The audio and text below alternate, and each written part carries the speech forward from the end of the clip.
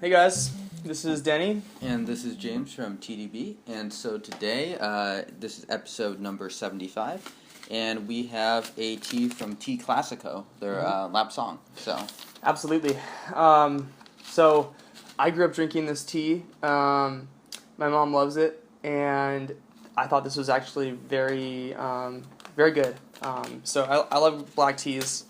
This tea, I've heard every once in a while this tea is described as pretty smoky, and I think that's a pretty apt description. yeah, I got a whiff of this, and it was straight smoke. We just drank What Chaw's Silver Needle Kenyan white tea, and this can't be any more different. Yeah, it smells like a cigar. So we have about 3.5 grams of tea in the gaiwan. A good rule of thumb, general rule, would be to kind of fill up about a third of the gaiwan, maybe a little bit less for black teas. That's just what I usually do. And some water right off the boil. I'm going to give this one quick rinse, and that's really just to clean it up a little bit. Small leaves. It looks like to me the leaves have actually been from traveling over here, and I'm at the end of the bag. It looks like they've just kind of been beat up a little bit. So I'm not too sure about the original size of the leaves. Yep. But you brewed this once before, and you said it was quite good. yeah, I really enjoyed it, and I think this kind of a tea is.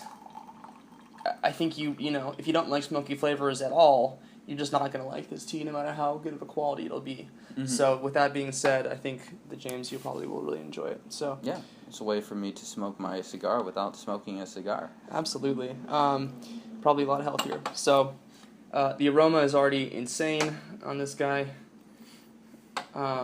Yeah, you want to pop in there, give it a whiff? Yeah. But it has like some of those sort of sweet, yes, black tea flavors in there. Also, maybe a little cinnamon even.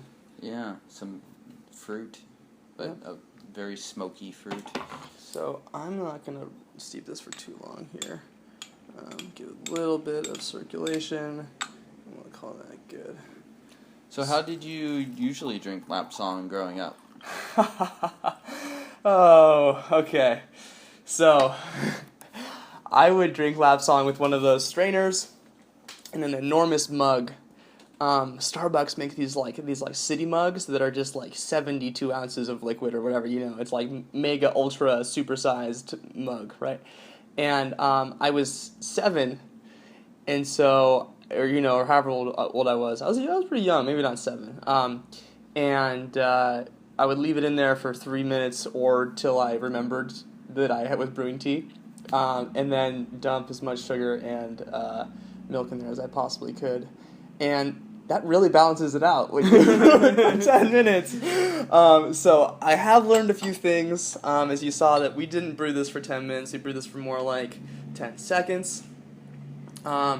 So we'll give it a shot, and I'm really excited to hear your feedback. Cool. Yeah, I did not grow up with this sort of tea brewing experience, so this is, and I don't drink a lot of black teas, and I drink even less Lapsang, so this will be a very interesting one for me. Cheers. Cheers. Cheers, guys.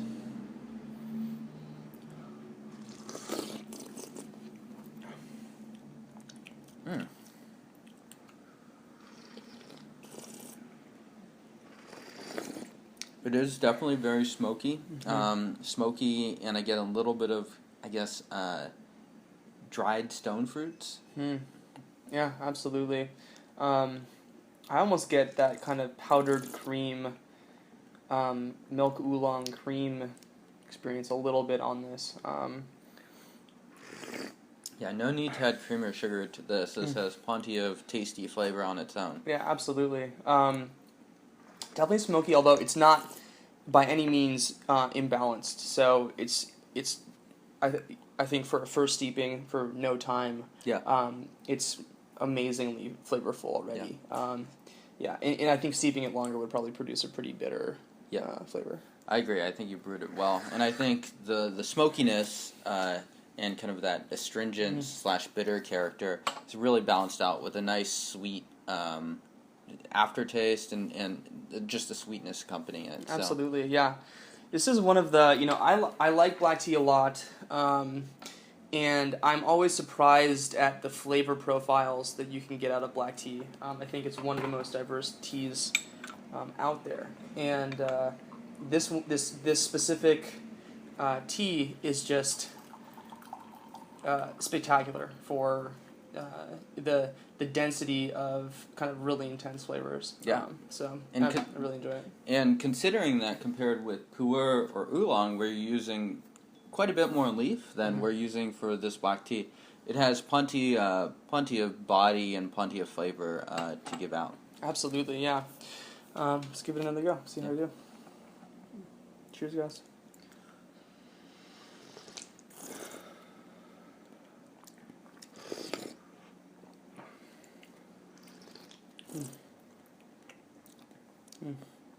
It's good. I think it's a little bit of a longer aftertaste, but I think it still has a lot of the body off of the first steeping. Definitely.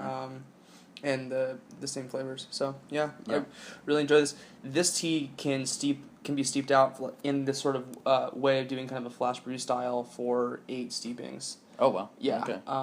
That's pretty good for a black tea. Absolutely. And using just a little bit of leaf. Too. Absolutely, yeah. And I think pro tip or whatever, don't overdo the amount of leaf that you use. Underdo the amount of leaf that you use and overdo the water time if you need to. Just because there's nothing worse than having a mouth puckering cup of black tea.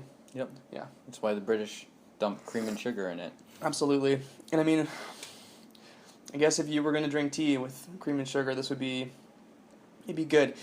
You would want to brew it for 10 minutes though, that way. So, and also if you do that, don't do that. Just don't do that. Drink some good teas, people. Come on. Yeah. And this tea is definitely a good one, yeah. And I would say this is kind of like, sort of like a camping trip, a man's tea, if you will. Interesting. Like if we're campfire tea. Yeah, campfire tea. Absolutely, I can see that. Kind of has some of that campfire taste on it too. Yeah. Thinking of that kind of question we ask regularly, when would you drink this tea? I think this is a really wonderful winter season tea. Yeah. Where you have those really warming, rich, bold flavors coming out. I think this stands by its own. I think you could serve this after a rich meal or serve it with dessert. Really lovely. This would be a very nice coffee substitute. So people would have coffee with dessert or something like that. I think that's a good point. Yeah. They could definitely have this as an alternative. Absolutely. Who would you recommend this tea to, James? That's a good question. I would not recommend it to people that necessarily only like light teas, like white teas or green teas. This is definitely on the opposite end of the spectrum. Maybe to those that like smoky flavors, whiskey, and that sort of thing. People that might like younger raw pu'er, I think this would also probably appeal to. Its smokiness and just strong, bitter aspects to it. Probably could, I could see there being some crossover there. Yeah, absolutely. I think this is kind of one of those question mark teas for folks who haven't had it yet, where you don't know if you're going to like it or not until you try it. Because it is very distinct, so it is hard to compare to some other stuff. But give it a shot if you guys feel like it. Yeah, and I would say this one was definitely a good choice as far as a solid Lapsang to try out. Absolutely. Really, really great. Thanks again, Tea Classico, for sending us a sample. Awesome. And James, if people wanted to learn more about teas, where to get tea, vendor profiles, teas around the world at this point. We've hit some continents. Yeah, we have. Africa, America now. Crazy. All over. If all anyone knows about Antarctic tea, send us an email and send us some samples, and we'll be glad to review it. All right. Good luck growing plug the website now, man. Okay. Yeah. So come check us out at TeaDB.org. We're releasing weekly videos as well as articles every other week, so please check those out. And thank you for watching. See you guys next time.